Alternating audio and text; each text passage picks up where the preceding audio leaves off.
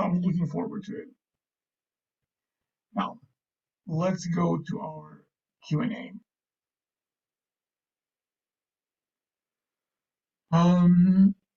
Okay, so in your experience, have you ever seen people with this diagnosis stop pulling their hair? Yes, that's the short answer. I would like to say though that I don't the fact that it's difficult. Yes, I've seen clients who were in therapy with me, many of them, and then they stopped pulling. But I cannot say that they will never pull again because, again, I lack the gift of being psychic, so I don't know what will happen. It's kind of like with depression, you can stop being depressed, but that doesn't mean that you won't have depression at some other point in your life because depression can be triggered by something that's happening in your life. And the same goes for hair pulling. I think uh, maybe there is a chance that if you stop pulling your hair, that in 10 years, I don't know, you get a divorce. I mean, I hope none of you do, but like you maybe get a divorce, and that could be a very painful period in your life. And pulling might become something that you start considering again, only because for years it was a part of the repertoire of behaviors that you have. So you might think of it, it might be tempting, but yes, it is absolutely possible to stop.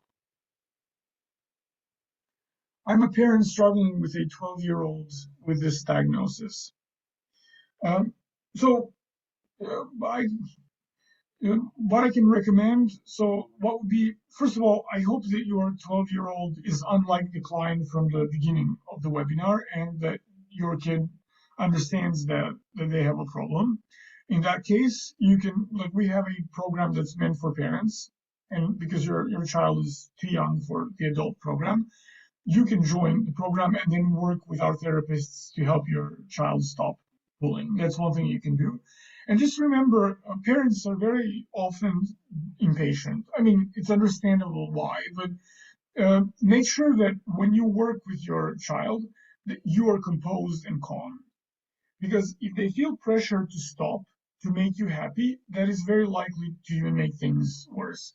I just recently had several clients, actually several parents, who've experienced, I mean, they don't know that they've been experiencing a similar situation where they would kind of be overbearing in the sense that they would hover over their kids all the time and just constantly remind them and constantly check if they've pulled. And what this led to was kids hiding pulling very well from them so that they wouldn't disappoint their parents.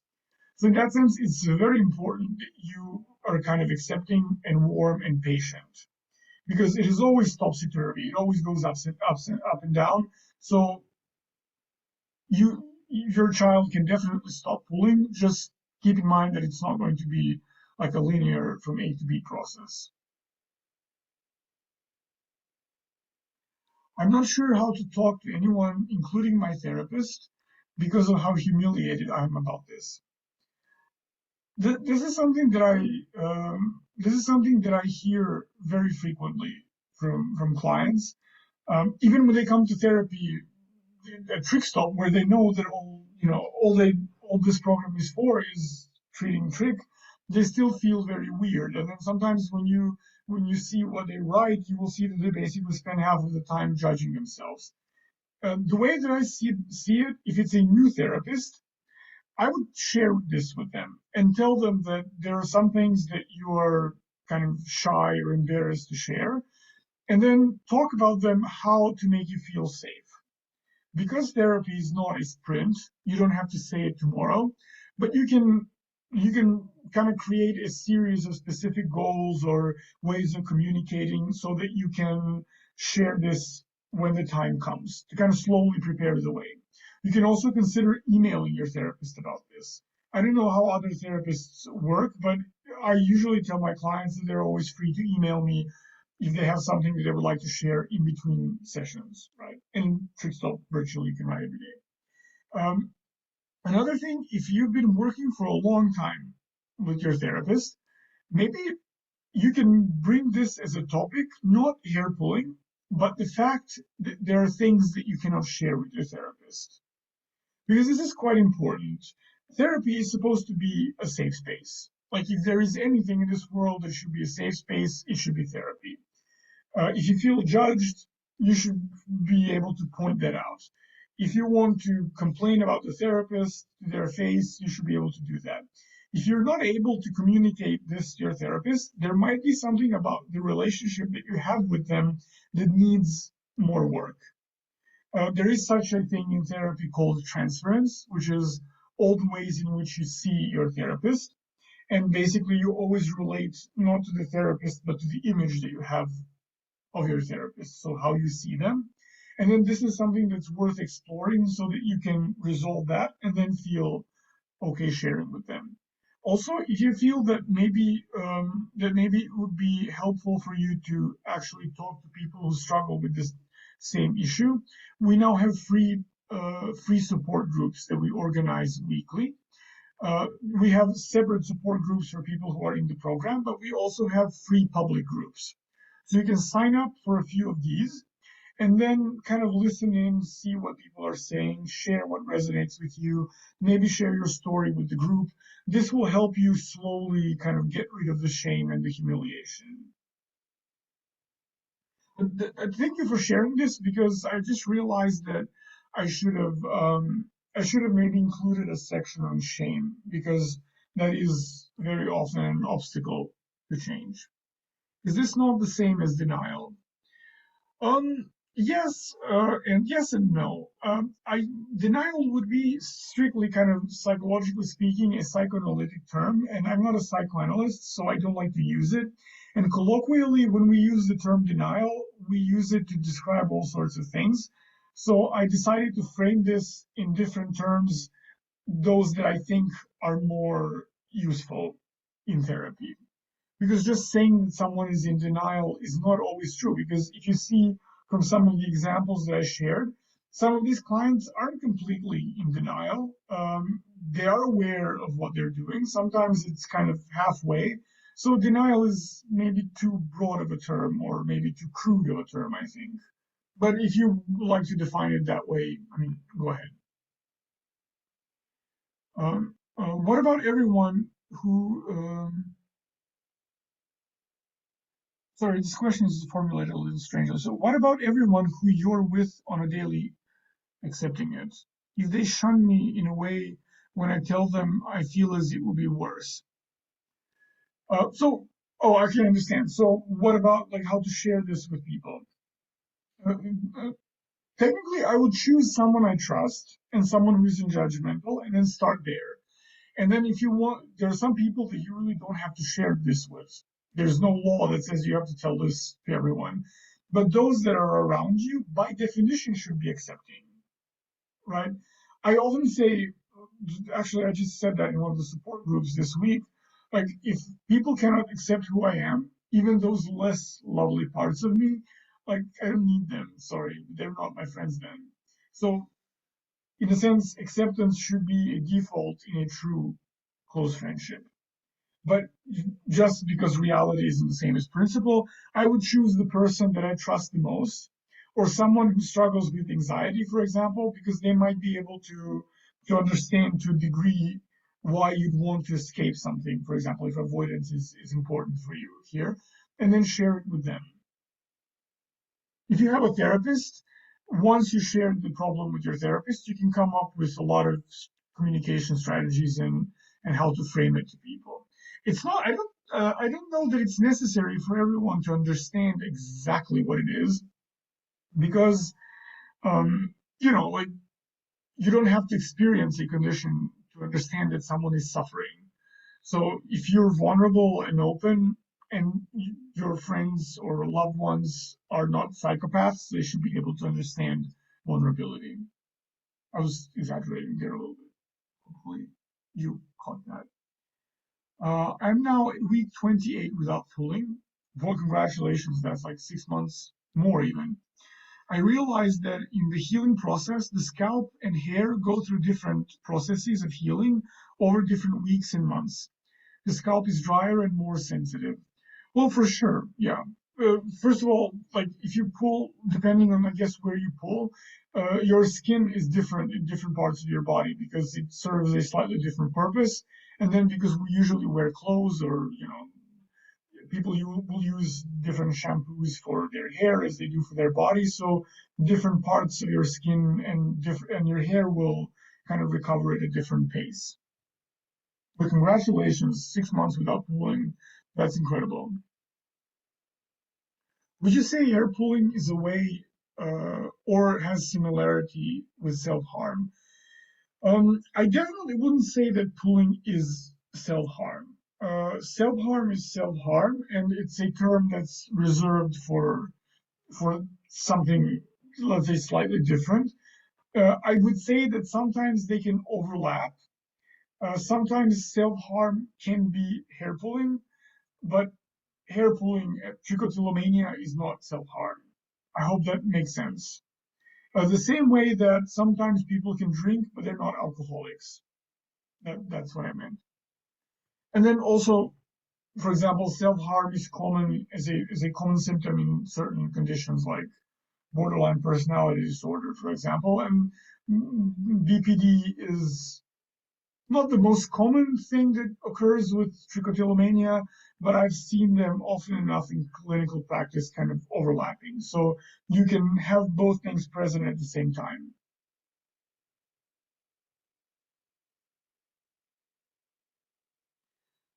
We're parents of a 12-year-old who started peaking last year. We have accepted that her pulling is her journey, and and the struggle will always be a part of her life. Being that acceptance is key to wanting to change behavior, how can we as parents best support a 12-year-old who may be too immature or not ready to accept and want to change?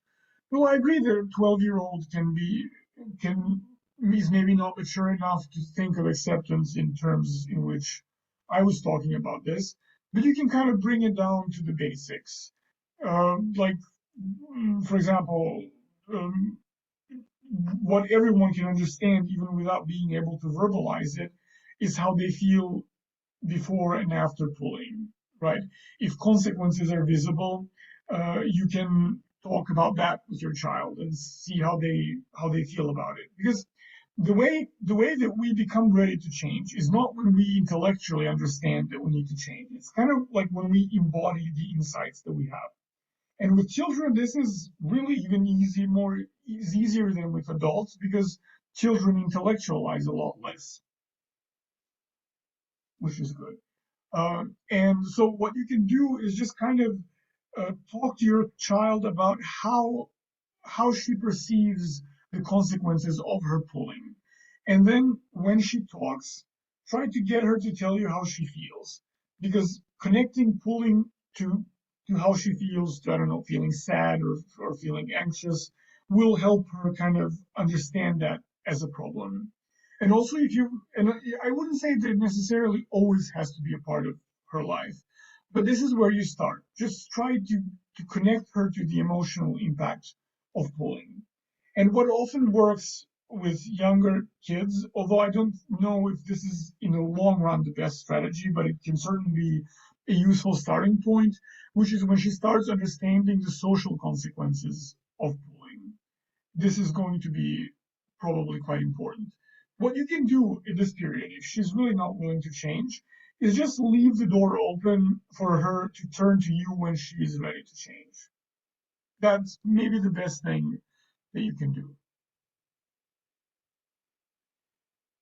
It's hard for me to keep a therapist due to how the appointment helped or didn't help, and also I have no Medicaid or any kind of insurance, so getting help is hard. Any suggestions? Um, so I understand what you mean, but I think it's not exactly realistic to expect that one appointment with a therapist will help or won't help. Uh, Therapy works, again, it's a process. So you need to establish a relationship with a therapist. So in that sense, if you're looking for therapy, then it needs to be like you cannot have one session and then say, unless the person is truly offensive or insensitive in some way, you need to give them a chance, sort of, for a longer period of time. If you don't have Medicaid, and I know that face-to-face therapy can be quite expensive, you have services amongst others like TrickStop, which is more accessible than face-to-face therapy. You have services like BetterHelp or Talkspace. I don't know if they have therapists that work with TrickStop, but it is possible that they do, and those services are also more affordable. So those could be suggestions. You can also buy a book and try to do a self-help program. We have a Facebook group now. It's a closed group, but anyone can join. You just have to request access. It's called trickstop.com. And once your membership in the group is approved by whoever does social media for the company, what you can do is make a post and find an accountability partner.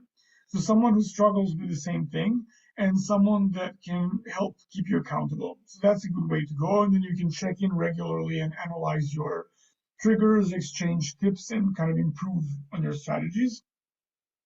Or you can simply buy a self-help book. There are a few out there. Um, some better, some worse, but books are not that expensive, and then you can go through the program on your own. Or find someone who's willing to go through the same program as you, and then that would be almost free.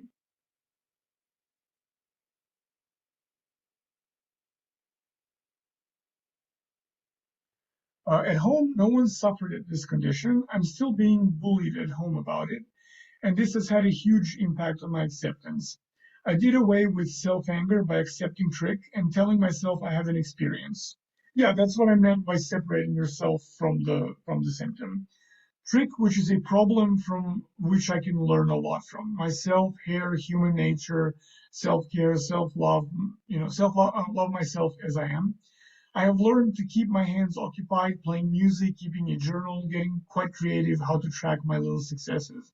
Yeah, I think that's a really great way to look at it, because that way something that is a problem is no longer a curse. It's just something that can help you grow. Buddhists have this concept, like I do a lot, I meditate a lot, and I really like mindfulness, and I've done it for years.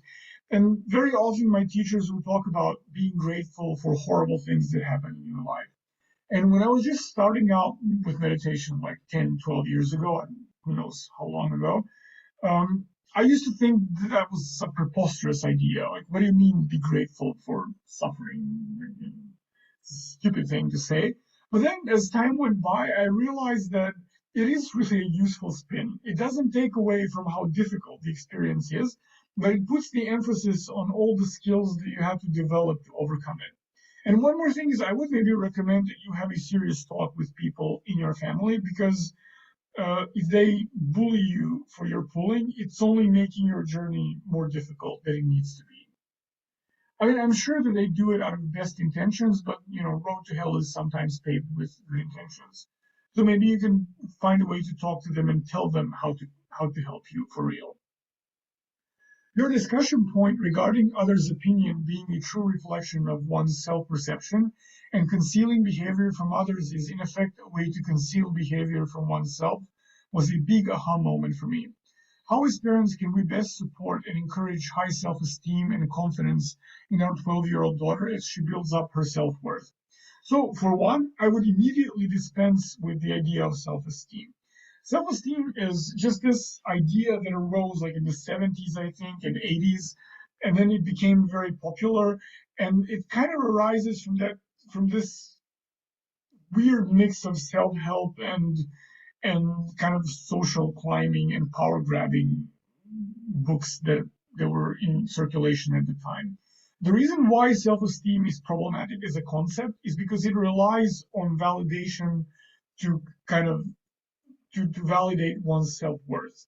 So when you focus on achievements or on doing well at something or getting good feedback from someone to validate your self-worth, you're always at mercy of other people, right? So what I would focus on is, first of all, that self-worth is a default for everyone. And there was one, since I'm obviously going to be referencing mindfulness this evening very much. I remember this. There's this conference that used to be organized by constructivists that I like very much, and it was basically like an annual meeting of the Dalai Lama and like scientists from the West, and then it was just kind of exchange ideas, discuss, talk, and compare, contrast, and stuff like that. And so someone asked the Dalai Lama in one of these encounters, like, what do they do when people just don't feel worthy of love. And the Dalai Lama speaks English very well if you've ever heard him talk. And he was a little confused and he turned towards his translator. And then the translator explained, and he kind of explained with slight confusion, like, what do you mean someone doesn't think you're worthy of love? Like, we don't have that. Like, aren't you already always worthy of love? So I actually like this approach very much because that's what will guide change ultimately. It's wanting to be even better, and that starts by loving yourself already. So, one thing that you can do to allow your daughter to build healthy confidence in herself, so not necessarily just self esteem, is to teach her to judge herself by her values, not by what other people say, especially if she's 12 years old. So, especially this coming period of her life, a lot of social pressures will be put on her, especially because she's a girl. So, it will be incredibly important for her to be able to judge herself by what she knows is right, what she internalizes from you. I have to say that this is one of the things that I admire about my parents a lot because, as every person, I used to find a lot of faults in how my parents raised me. And then, as I kind of started working as a therapist, I realized that they did one thing really right, which is that they told me that I should just really just follow my own path and just not pay a lot of attention to what people are saying. So in that sense, like I will take the feedback that I get from others, but I will never take their feedback at face value. I will see how that feedback relates to my intentions and then see whether or not it makes sense to me. So maybe that's a good way to go. So teach her intentionally to think about like when she goes into a situation, what are some principles and goals that she sets for herself, and then that is what she needs to judge herself by. Then whatever other people say will not be so triggering and will not be a huge source of anxiety. Uh, is it like self-mutilation? You mean hair pulling? Not at all. It's not similar to self-mutilation. Walking on eggshells is a feeling I'm sure we as parents are going to be feeling often as our daughter deals with hair pulling. Yeah, and as she becomes an adolescent, for sure. Her teachers are her teachers as well are very self-conscious of disciplining behavior at school for fear that it will lead to anxiety and more hair pulling. Please guide us how to be best respectful of our daughter's journey while still being able as parents to teach life lessons be and we feel consequences won't lead to more hair pulling. Oh, okay. Maybe sit down with her and what you wrote in the previous question that you asked, where you said that you've accepted that this is her journey that she has to undertake in her own terms, is I think already an insight that's extremely difficult for a lot of parents. So if you did this, you're on the right track. So what you can do is just sit down with her and have her tell you about her experience with hair pulling, what she would like to do with it, and how she would like to handle it. And then obviously introduce the idea that you as parents want to participate and see with her, negotiate with her how you can best do that. Sometimes uh, she's 12, so she's about to become an adolescent. She's about to start testing your boundaries and learning how to be independent. So she needs to have this feeling that she's in control of the process. And then she can tell you what's the best way for you to participate. Maybe she wants you to help her become more aware of it. Maybe you can have like weekly check-ins and then she can tell you what she did well and what she needs to work on a little more. But make sure that she's guide the conversation in such a way that she's the one who says it, so that she has a sense of control. But make sure to tell her that you have to be involved in some way. I like to tell parents so weekly check ins are, for example, very good.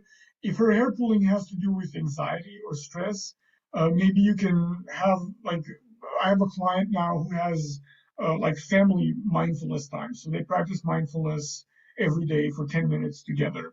That's one way that you can connect and then share about the experience. And then after the session, everyone shares a few sentences about what the experience was like, and then you can always ask, if she felt any urges to pull.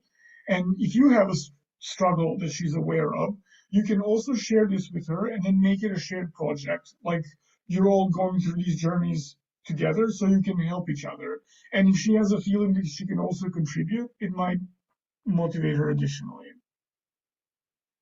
Would you consider this a psychological concern? If you mean hair pulling, yes, it is classified in DSM as a psychological problem. Although if you want to seek therapy, you don't need something to be in DSM. You can just go because you're unhappy with something in your life. It's been 13 weeks pull free. Oh, so that's over 3 months. That's a good job. I'm scared and worried I might relapse, but I've had my usual triggers and I didn't pull. For example, if I suffer heartbreak, most especially, I pulled to a boiling point. But I noticed that 7 days after my boyfriend broke up with me, I haven't pulled. It hasn't been like this since pulling for 35 years. I'm praying this lasts. Thank you for this platform and opportunity. Well, you're welcome. And just make sure that your fear of relapsing doesn't actually cause a relapse. I've seen people build up so much anxiety and anticipation out of the fear that they just end up relapsing because of the pressure they put on themselves. It's okay if you relapse once in your life, like it's fine. What's crucial is that if you relapse, what you do right afterwards. First, make sure that the relapse is as short as possible.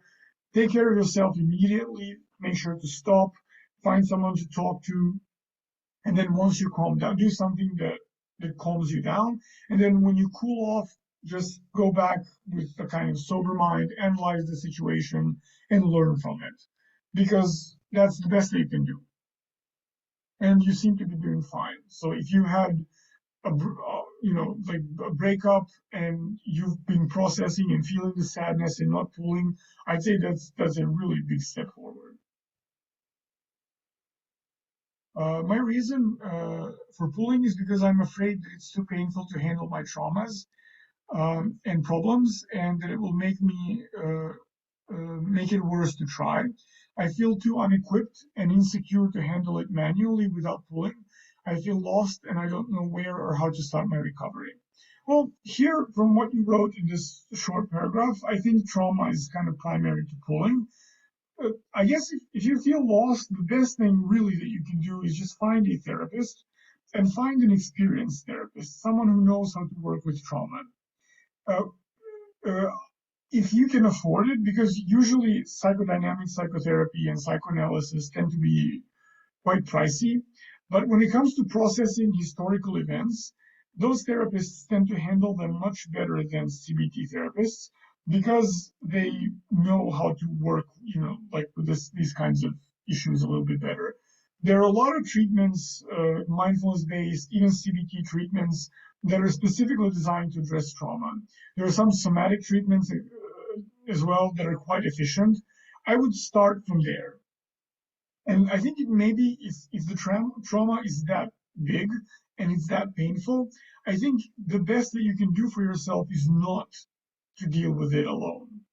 So if you cannot afford therapy, then maybe find a support group. There are cheap support groups out there and there are free support groups out there. Just that's a good place to start because you will hear other stories, relate to them, see what works for other people, and then maybe muster up the courage to deal with it alone. But if the trauma is so big, there's really no reason on earth why you would have to deal with it alone. Uh, Thank you so much. You're welcome. This was so illuminating. Oh, well, I'm glad it was. Thank you. Um, can hair pulling cause permanent damage? Sometimes it does, yes. Although it's very difficult to predict. I've had clients who have been pulling for years and decades, and then their hairs um, grow back once they stop pulling them. And then sometimes damage becomes permanent for even after a shorter period of time. So it can be, although often it isn't. What's more likely to happen is that your hair will simply be, let's say, maybe slightly less. I think I'm tired. I'm missing the word, but you'll have fewer of them. But it's likely that you won't have a bald spot forever. And there are also things that you can do to stimulate hair growth. There are sprays out there that tend to be quite efficient. I've even seen pills for hair growth, although if they cause hair growth everywhere, I don't know if I would use those. But there are sprays that stimulate hair growth that are quite effective. If you recognize that you're making excuses to keep pulling in the moment and avoiding replacement behaviors, how do you change that mindset in the moment? If this is a matter of making excuses for it, then for the time being, I wouldn't emphasize replacement behaviors. I would emphasize stimulus control. So wear a cap or a hat or wear gloves or finger covers. And I know a lot of people don't like these because they look bad or they don't feel very pleasant, but they're quite good because they will physically prevent you from pulling. And if you're wearing something on your hands, even if you touch the hairs, you will still not kind of feel the texture if that's what gets you to pull. And also they will technically make it impossible to pull. But what I've seen with clients who struggle with both hair pulling and skin picking that sometimes helps is to either grow their nails long or wear acrylic nails, because they make it very difficult to kind of manipulate single hairs, and also you risk breaking them or hurting your nail if you kind of twist them around too much. So if you're struggling with willpower right now, then I would do these things because they require less willpower, because you have a physical barrier that's just there. Why is it that I can go for days without pulling, even with stressful, anxious times? I have no desire or thought to pull. Other days I can stop. So I feel like it's not related to my emotions, and that is so confusing. Well, it doesn't have to be, so sweeping in terms of like it's related to all of your emotions, and it's not stress for everyone. Some people, for example, cannot handle sadness. Sometimes if it's a matter of your boundaries, like you're taking on too much, but I don't know, struggle to acknowledge that you can't do all that, it doesn't mean that you have to experience a panic attack, right? And one thing about pulling and not and avoiding emotions is that after a while, it becomes such a good perfected mechanism that you genuinely have no idea that you're feeling something. And also stress accumulates, so you can have like an intense period of stress where you won't pull. And then once that period ends and your body starts relaxing, then pulling can arise because also your guard is down and you have less self-control or you're simply tired. So that can also contribute. And then you can possibly have triggers that are not so direct, there's no one-on-one correspondence. I suggest that you do a little bit of self-monitoring and then write about what you're thinking in the moment when you start pulling, or what you're feeling and where you are, and then review the logs after a while and then try to find a pattern that way. Or take a look at your history with pulling. This is also very helpful because some patterns are more visible when you look at, for example, the last 2 years or 5 years instead of just the last couple of weeks. So that's also quite useful in identifying triggers. Can you comment on people who pull their hair and then ingest it? Well, I can comment on it. I just don't know what you would like me to comment on. That happens. It's not very often. I'd say, I don't know, like maybe 20, 30% of my clients will do that. But a lot more of them have some ritual, something that they do with hairs. Even if they don't ingest them, they will do something else, like arrange them on the table, keep them like in a jar somewhere, observe them, touch them, play with them. So these kinds of rituals are sometimes even like the center of the whole process. Maybe not for you, but for a lot of people they are. So that's something that I would maybe point out. And then another thing, try skipping that on purpose, and then you'll see how important that is and what role it plays. And maybe when it comes to ingesting, the most important thing to know is that there is a rare but really serious complication of this. It's a formation of something that's basically a hairball, but in medicine we have to have fancy names for everything. It's called a trichobezoar. So sometimes these hairs stick around in your bowels and then form a ball, which can obstruct your bowels. This happens in about, I think, like 1/3 of people who ingest hairs. It takes a long time for that to happen, but that is the most dangerous complication that I can think of, because sometimes that has to be surgically treated. Unfortunately, I pull in front of my children, aged 6 and 10. I have talked with them about trick, but I'm anxious about the best way to frame it, especially because my 10-year-old pulls her nose occasionally. Do you have advice on this? Thank you. And these webinars are very, very helpful. So what you see there, like what this is an example of, is how trick can be learned behavior. People will often resort to saying it's genetic if it happens in families, but here you seem to be describing the fact that your kids are really simply seeing what you're doing and then learning from this.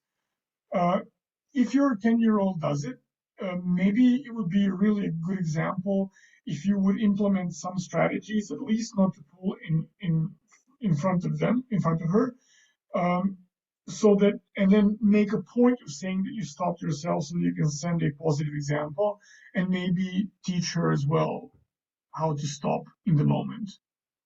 If you have a similar struggle, it might be easier for your child to work with you so that you can both get rid of the problem. I just ended my therapist relationship just because of that. She wasn't take well my approach that maybe I have some level of ADHD that didn't let me do good habits and motivation for trying new things or do the regular, and maybe that ADHD just triggers my trick all this time. Now I'm looking for more help. I'm from Mexico, by the way. So sometimes ADHD, again, is not the most common co-occurring condition, not the most common comorbidity, but it is quite common. It is like maybe in top five. And specifically, the reason for this is because when your attention wanders all the time, or if you are hyperactive, depending on what set of symptoms is more pronounced for you, that can also be extremely frustrating if you have to sit still or focus on a certain activity and then your mind just goes in all directions. That just generates a lot of anxiety. And then pulling can sometimes actually be an aid for focusing. I'm sorry that you had to end your therapeutic relationship, but in I don't know, this is at least my opinion is that therapists should keep an open mind to their clients' theories, especially when you live with something for a long time. Like you're bound to notice some regularity. So my suggestion would be to find a therapist and then start from scratch because it is also, sorry, just changing my train of thought quickly. One thing that will definitely help you in that case is to get medication for ADHD. In that case, uh, it will reduce your pulling and you will then have specific areas of the day that will be high risk. What happens when you take ADHD medication? Sometimes, often actually, tends to reduce pulling. But then early mornings before you take the medication are risky, so then you need to be more vigilant then. And then, like late in the evening when the medication wears off, this is also another risky part of your day. So it will overall give you more structure and more control, so you'll be able to manage pulling better. What are the key differences between habit reversal therapy, behaviorist, and OCD therapy? So this is a strange categorization. Like there's no such thing as OCD therapy. You can use CBT for OCD. You can use other therapeutic approaches for OCD. So OCD is just you can use all kinds of therapy to treat OCD. Habit reversal therapy is a form of behavioral therapy. So it's like very, very old CBT when CBT was just BT. And habit reversal was designed specifically to address repetitive behaviors. So skin picking, hair pulling, all BFRBs, plus things like tics. And some therapists even use it for OCD, although I'm really puzzled as to why, since there are better therapies out there. So that would be the main thing. With habit reversal, the key aspect is finding replacement habits. That's what it revolves around. Whereas other forms of CBT, such as acceptance and commitment therapy or dialectical behavioral therapy, they will emphasize more kind of working with emotions and working with the urge so that you relate to the urge differently. Our program specifically combines both of these approaches because we find that it kind of gives you more holistic overview of the problem and better solutions. can pulling as a parent increase my child's risk of struggling with hair pulling because they're constantly seeing it from me? Well, it's certainly giving them a mechanism of coping that they can internalize, but it doesn't mean that they have to, right? So it is possible and it is more likely that they will, but there's no studies that will tell you that it's going to happen absolutely. Okay, so there are a few more questions that I will not get to tonight because I'm getting a little tired of this Q&A has been going on for 45 minutes. I see that some questions are coming in as I'm saying this. If you feel like you don't want to wait until the next webinar for me to answer your question, just please email it to me and then I will answer it by Friday by email. You have my email here in the lower left corner. And if you have any questions about the program or the technical stuff, just email our support. They will be helpful. Thank you so much for being with me for so long. And well, I hope it was useful and see you next month.